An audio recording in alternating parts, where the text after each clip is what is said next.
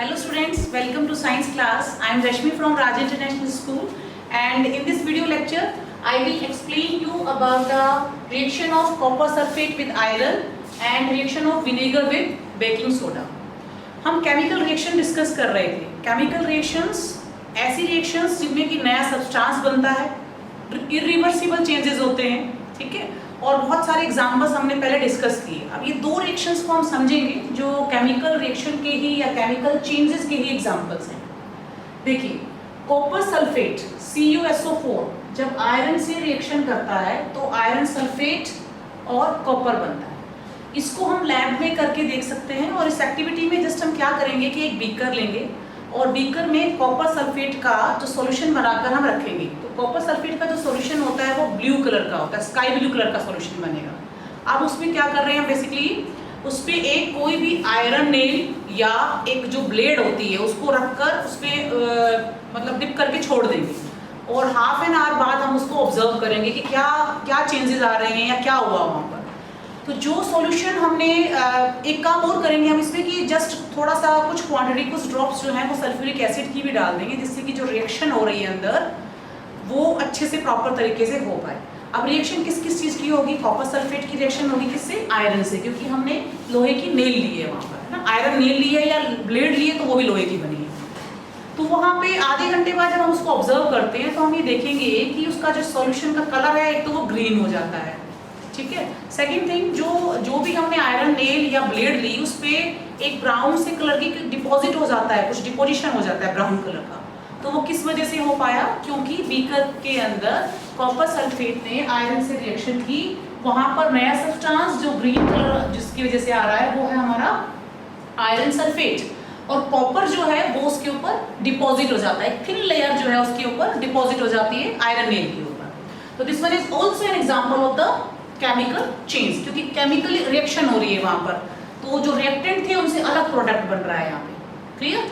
Second one is the reaction of vinegar with baking soda. Baking soda जो होता है बेटा वो सोडियम हाइड्रोजन कार्बोनेट होता है, क्लियर, NaHCO3. और यहाँ पर हम विनेगर ले रहे हैं तो विनेगर के अंदर होता है एसिडिक एसिड, जिसको विनेगर का बहुत ज़्यादा हम यूज़ करते हैं. अचार जो होता है पिकल्स को खराब होने से बचाने के लिए या और बहुत सारी चीज़ों में डाला जाता है विनेगर, ठीक है, क्योंकि एसिड की प्रेजेंस की वजह से एसिड होता है इसमें.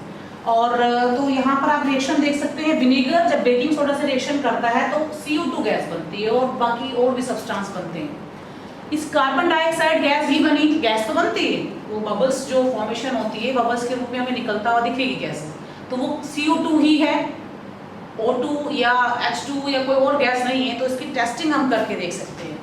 कार्बन डाइऑक्साइड गैस जो इस रिएक्शन में बनी उसको हम जस्ट अगर दूसरी टेस्ट ट्यूब में, है ना, जिसमें कि हमने लाइम वाटर लिया हुआ है, लाइम वाटर चूने का पानी जिसका कोई कलर नहीं होता है ना, कलरलेस है, और जैसे ही इसमें CO2 को हम इसमें टेस्ट ट्यूब में वो यहाँ से इस टेस्ट ट्यूब में, फर्स्ट टेस्ट ट्यूब में हमने यहाँ पे लिया है विनेगर और बेकिंग सोडा, और इन दोनों की रिएक्शन हो रही है. जस्ट दोनों की रिएक्शन हुई तो क्या बनेगी? गैस. अब गैस है तो राइजअप होगी, यहाँ रास्ता है, इस टेस्ट यहाँ से होकर ये डिलीवरी ट्यूब में से होकर और दूसरी टेस्ट ट्यूब में जाएगी.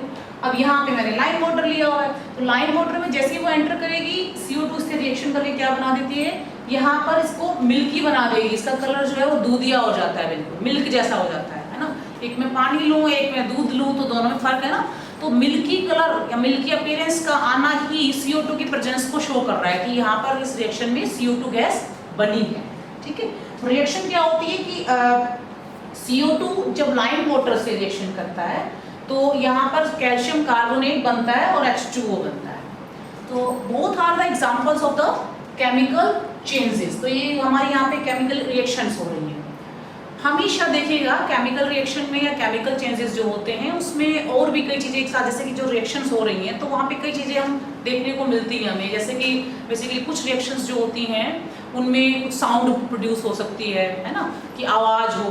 कई बार क्या होता है कि रिएक्शंस कराई, दोनों रिएक्टेंट्स ने रिएक्शन किया, हमने कुछ दो केमिकल्स लिए मिलाया उनको, और उसमें क्या होता है वो एंडोथर्मिक भी हो सकती है और एक्सोथर्मिक भी है, कि बेसिकली आपको वहाँ पर हीट देनी पड़ रही है रिएक्शन कंप्लीट कराने के लिए, या फिर उन दोनों रिएक्टेंट की रिएक्शन से हीट जो है वो क्या हो रही है, हीट प्रोड्यूस हो रही है वहाँ पर, ठीक है. तो वो हम उस सेंस में एंडोथर्मिक और एक्सोथर्मिक रिएक्शंस बोलते हैं उनको.